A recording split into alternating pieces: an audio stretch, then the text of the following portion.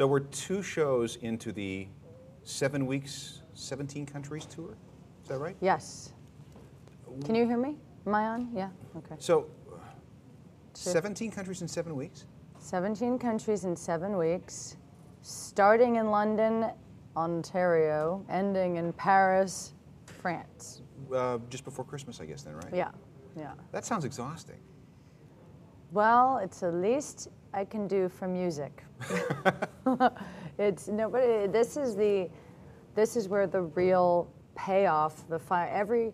Every show I have under my belt gives me more of the fire and fills me with more energy and love of music and the connection with the people than the other. So yes, it's exhausting in one sense, but in a lifelong journey sense, it's those big chapters where you become in sync with the music, in sync with literally the road and the people that give me the internal mind's eye. Like when I'm writing, say, a new record next year, I imagine bringing it there, and that's where the magic happens, you know? There's like the alone at home or alone in the studio, and then there's this like journey you go across around the globe or across the roads or wherever to be able to unite with this thing that we all know is the most magical connector.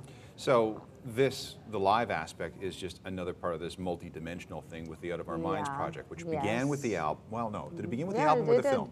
No, it began with the album. It began with basically songwriting, and Out of Our Minds, the song was written that then sort of like took a detour into the film, and then I went back to the album after the film, and it's sort of like weaved in and out. Okay, the last time we talked there was also the online aspect of it with the graphic novel and a couple of other things. Yeah, I mean the online aspect, like 3 years ago when I was like, there'll be an online aspect, but obviously now everything has an online aspect, even a radio show. Yeah. But that's actually, it's funny is that I was like, you know, when developing the film and last year even just thinking about how I would bring this project out into the web world, I kept on imagining some sort of like 3D sci-fi explosive like outer space thing.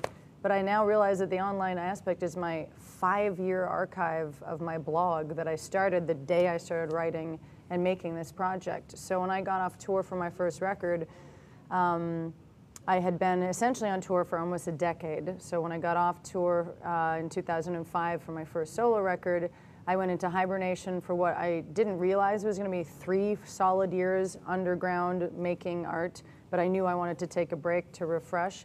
And it was at that point, after 10 years basically being on the road, and then all of a sudden I dove into a deep sleep of writing and sleeping and reading and nourishing the insides that I had been sort of putting out.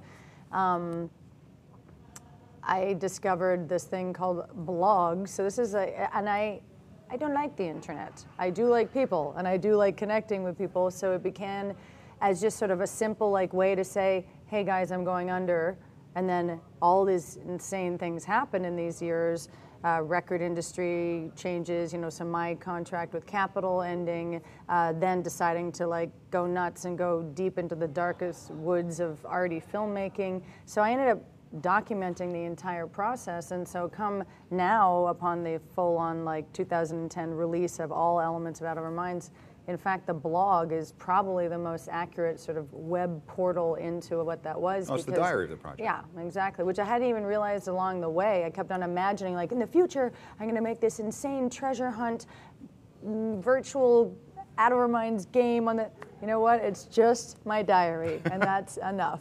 Well, I was talking to the guys, to Damien and Tim from OK Go, and about how the music industry has changed and how everything has to be have this multi-dimensional sort of aspect to it. Right. And conversation turned to you, what you were doing, and they were most interested in hearing, you know, how you've, you know, got the film thing happening, how you got the video thing happening, how you got the touring and the album thing happening, and they're going, okay, we're gonna have to study here and figure out exactly what it is. Yeah, well, what's funny is that we were label mates at the same time. So right at when Capitol Records started to implode and everyone was fired in one day and half the roster left and half the roster stayed, OK Go had, you know, their good, the song that gained traction from the video, et cetera. And at that exact time was when I had been having meetings with the record company saying, for my new project, I want to have this film element and this comic book element and this whole sort of larger artistic world around the album, and at the time that sounded very like adventurous and bizarre and not an album. But then we fast forward to now, and I feel like that there is much more of an obvious need and want for extra elements to go around a record. But a band like OK Go, they don't, you know, they got their cool videos and they got their cool songs. They don't need to dress up as a witch and make trees bleed. Okay. I do. All right, let's talk about the videos. The first one was Out of Our Minds. Yes. And then we followed it up with Meet Me on the Dark Side. Yes. Now, Meet Me on the Dark Side, you're some kind of widowy mourner Yes, thingy. I went from a secretary wrapped in fireballs to a widow with fireworks. Yes. Right. Yes. So. And the next one. Wait. So, is there a connection? Yes. I'm going with this. Okay, I got a place to go with. There is a connection between the two. Yes. Okay. So each video is a fragment. Yes. Of a larger whole. Yeah. Okay. The next video will be Father's Grave, which is my exciting duet with my hero Glenn Danzig, and we're going to be doing it this winter, and it will take that widow character sort of back to the beginning of whatever the death may have been. I have a book for you to read. Okay, good. William Gibson's Pattern Recognition. So the moment I get off of pattern recognition, I don't. Okay, it's not. It's a nonfiction, obviously. It's a story. No. Really? It's part of a trilogy. It's the first book in a trilogy. Okay. And the main character is a woman named Case Pollard, and she is doing some other stuff. She's a cool hunter. She finds all the cool things that are happening in the world and sells them to, you know, the multinationals, to, you know, whatever. And then she time travels? Not quite, but what she is fascinated with is an online forum called FFF.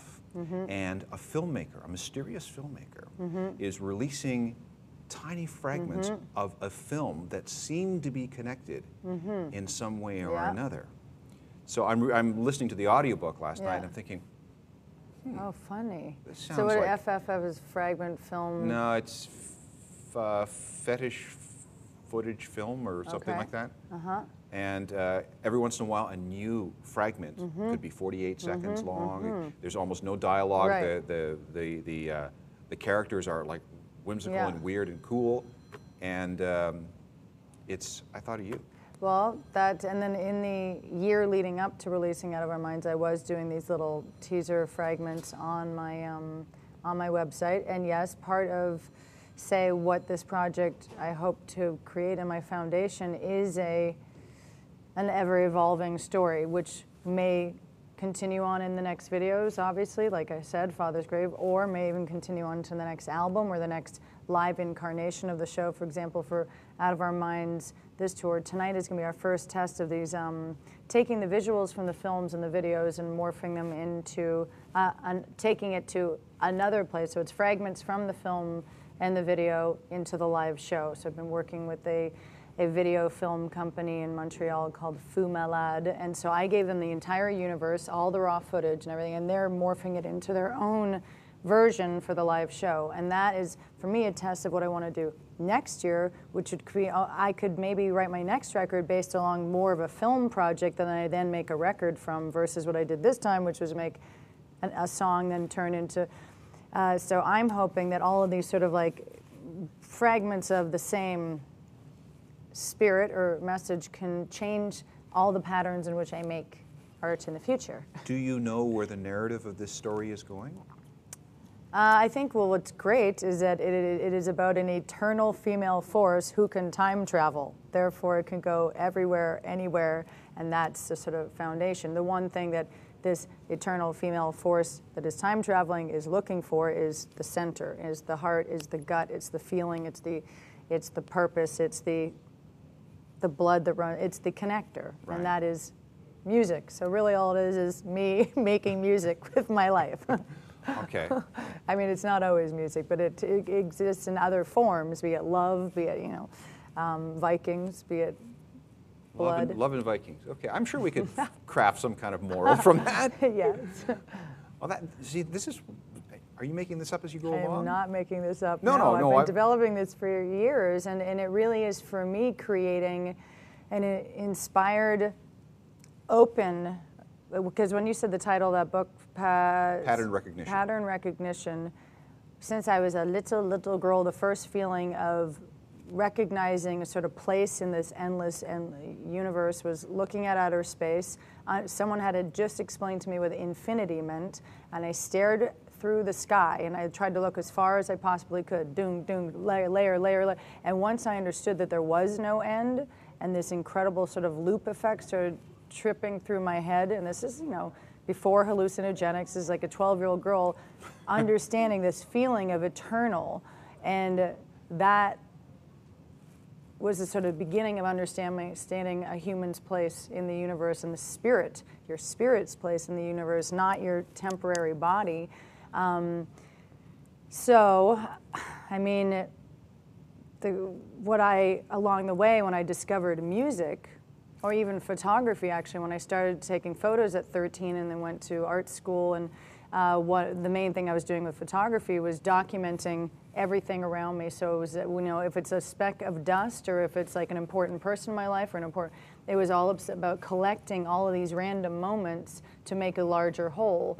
And with music and that moment when I stared into the infinity of the sky, what I find comforting is the idea of being able to create a web, a network within complete chaos and infinity. And when I think of music, that's what that is you have these endless note patterns and endless atmospheric options, and then you hone it into like one moment and one song or one chorus. But how do you keep track of it all with all this randomness?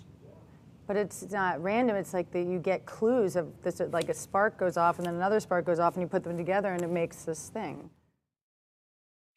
Explore Music wears English Laundry apparel.